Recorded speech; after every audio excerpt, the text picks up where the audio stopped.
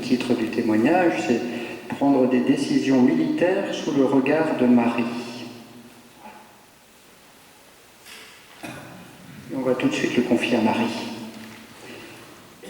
Je vous salue Marie, pleine de grâce, le Seigneur est avec vous. Vous êtes bénie entre toutes les femmes, et Jésus, le fruit de vos entrailles, est béni. Sainte Marie, Mère de Dieu, priez pour nous pauvres pécheurs, maintenant et à l'heure de notre mort. Amen.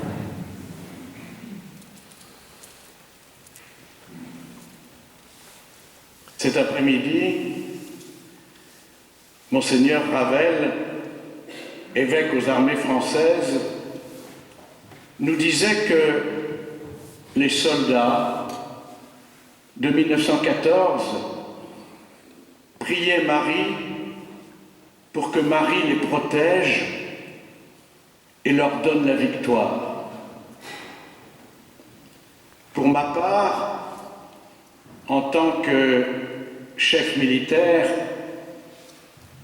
Marie est intervenue directement dans ma vie quand je commandais les forces internationales à Sarajevo pendant la guerre de Bosnie. Avant ce commandement, j'avais eu de nombreux commandements et progressivement, au fil des années, dans le calme, dans la paix de l'âme, comme dans la gestion des crises, je m'étais forgé une armature, des référentiels intérieurs, des réflexes humains, techniques et opérationnels.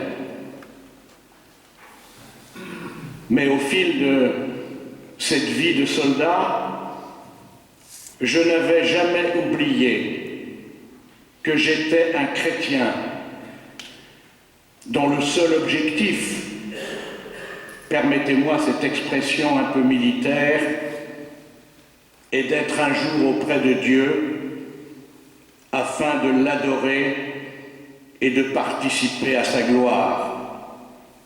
C'est le but ultime de tout chrétien. Et tout le pèlerinage que nous vivons sur terre n'a d'autre but que de nous conduire à cette relation ultime d'amour avec lui, qui est notre seule raison de vivre. Je n'ai jamais oublié non plus que j'avais une maman du ciel qui m'aimait tellement, qui aimait tellement le fils que j'étais, que je pouvais tout lui demander, que jamais elle ne m'abandonnerait, même si les circonstances humaines m'amèneraient à vivre des moments terribles. Je savais que ma maman du ciel serait toujours à mes côtés.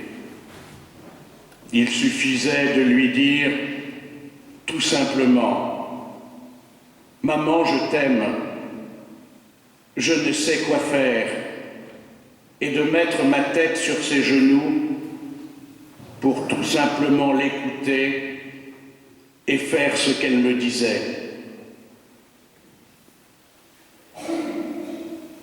En tant que commandant du secteur de Sarajevo, pendant cette guerre de Bosnie où 89 de mes compagnons d'armes sont tombés, plusieurs fois, il m'est arrivé d'être totalement désemparé. J'ai dit à Marie, le Seigneur m'a donné des talents, des capacités, des compétences. Mais aujourd'hui, je ne sais plus quoi faire. J'ai besoin de toi. Toi qui as dit, écoutez-le, et faites tout ce qu'il vous dira. Dis-moi ce que je dois faire. En mai 1995, les événements en Bosnie se sont précipités. Les bombardements ont redoublé. Les civils des deux camps, hommes, femmes, bébés, enfants, vieillards, qu'ils soient musulmans, bosniaques ou serbes orthodoxes, tombaient. Les deux camps se faisaient la guerre depuis 3 ans et de très nombreuses victimes civiles mouraient. La force internationale que je commandais avait pour mission de s'interposer entre les deux camps et de faire baisser le niveau de violence et d'essayer de convaincre les deux parties pour aller vers la paix. Mais là, le démon était à l'œuvre. Il avait capté de nombreux cœurs et j'avais le sentiment que c'était lui qui menait le jeu et que Dieu avait abandonné ses enfants. Une nuit, fin mai 1995, les Serbes ont pris en otage plus de 150 de mes soldats de 24 nationalités différentes. Et se sentant maîtres du jeu, ils ont poursuivi leur action en prenant par surprise le point le plus important qui contrôlait la ville de Sarajevo. Ce point capital, s'il restait à leurs mains au petit jour, leurs forces blindées rentreraient dans la ville et écraseraient la population. J'ai donc décidé de mener une opération militaire pour reprendre ce point. Cette opération a militairement réussi, mais cela ne s'est pas fait sans dégâts, à la fois chez mes soldats qui avaient mené l'action et aussi chez les Serbes. Et des prisonniers ont été faits de part et d'autre. Parmi les 160 otages internationaux pris par les Serbes, il y avait, comme je vous le disais, de nombreuses nationalités, et en particulier 60 Français. Après l'action, réussie par nous, le général serbe a tenté de me faire chanter et m'a téléphoné pour me dire qu'il me rendrait les otages français, et seulement eux, si je lui rendais les prisonniers serbes que j'avais faits le matin au cours de l'opération. Et il a fait aligner ces 10 garçons, un capitaine, un lieutenant, quelques sous-officiers et des soldats, le pistolet sur la tempe à 450 mètres de moi, et m'a dit: si vous ne rendez pas les prisonniers serbes, j'exécute tous les quarts d'heure un de vos soldats à partir de 17 heures. Que faire? Accepter ce chantage, sachant que si j'acceptais, il garderait les soldats otages des autres nationalités? Et qu'en ferait-il? Je sentais intimement que c'était le démon qui était à la manœuvre. Seule Marie, ma maman du ciel, pouvait atteindre le cœur de ce responsable serbe pour qu'il fasse preuve de lucidité, d'intelligence, d'humanité. Pendant plusieurs minutes, j'ai demandé à Marie de m'éclairer et elle m'a fait comprendre que moi seul, je n'y arriverais pas. et qu'il fallait que je demande à d'autres de prier. J'ai donc téléphoné à mon épouse en France pour qu'elle appelle tous ceux qu'elle connaissait, les moines et les moniales, les amis, les séminaristes, les scouts, pour que tous se mettent en prière. Ils se sont levés, ils se sont mis en prière, et contre toute attente, le cœur de ce responsable serbe a été changé. Et à 17h, il m'a téléphoné pour me dire « Je vous donne 15 minutes de plus ». C'était gagné. La Vierge Marie avait changé temporairement le cœur de cet homme.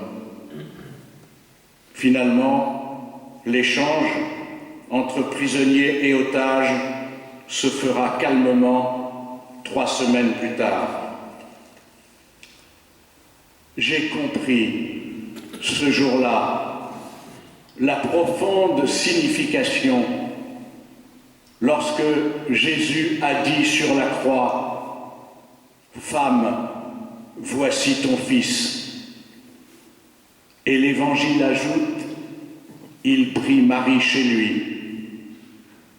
Dans le texte grec, la traduction est beaucoup plus forte, beaucoup plus profonde. Il est écrit « Il prit Marie dans l'intimité de sa vie ». Dans la profondeur de son être. Prendre Marie chez soi signifie l'introduire dans le dynamisme de son existence tout entière et dans tout ce qui constitue la réalisation de sa vocation. Depuis ce jour-là, j'ai compris ce qu'était la communion des saints, la force de la prière et la puissance médiatrice de Marie. Quelle chance nous avons de pouvoir dire à Marie, maman. Elle m'a fait comprendre aussi que nous sommes ses enfants et qu'elle nous aime chacun de façon unique, même si ce général serbe actuellement inculpé au tribunal de La Haye pour génocide et crime, Marie m'a fait comprendre ce jour-là que j'avais une nouvelle obligation, c'était de prier tous les jours pour lui, car c'est aussi son fils. Depuis ces événements tragiques, difficiles, décapant, Marie est toujours avec moi. Pour terminer, j'ajouterai que, à la fin de mon séjour, voulant encore demander à Marie d'intervenir, j'ai fait distribuer en septembre 1995 3 kilos de médailles miraculeuses sur le territoire de Sarajevo. Et 3 mois après, la paix était signée. J'ajouterai cette belle phrase de Mère Teresa.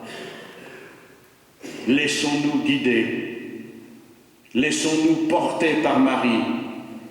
C'est elle qui pense à tout, qui pourvoit à tous nos besoins d'âme et de corps. Donnons-lui chaque difficulté, chaque peine, et sachons que Marie songera à nous mieux que nous.